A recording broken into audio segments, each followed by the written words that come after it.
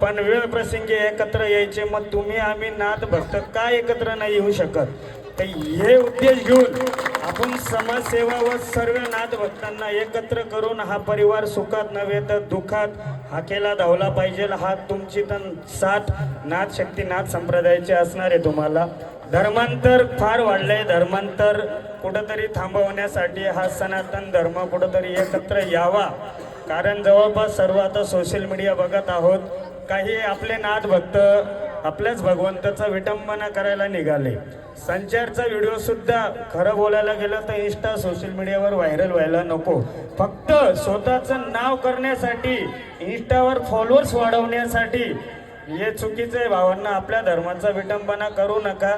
सर्वांना एकच विनंती करतो, नाथ भक्ती करणं, नवनारायणांनी जे जग कल्याण केलेले हे तुम्हा आम्हाला आपली पूर्वजांची पुण्यही आहे। आपल्या दारात नाथ भक्ती आलेली आहे, तर त्या नाथ भक्तीचा गैरवापर न करता काही चांगला त्याचा वापर करा। आपल्याकडे येणारे जे जनता जनार्दन आहे त्यांचं कल्याण करा।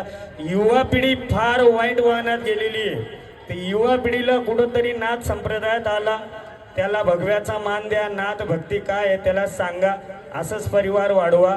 एवढं सांगतो, वेळ फार कमी आहे। आदेश, ओम नमो आदेश। आदेश। हॅलो हॅलो, आरती ताप पेटवा।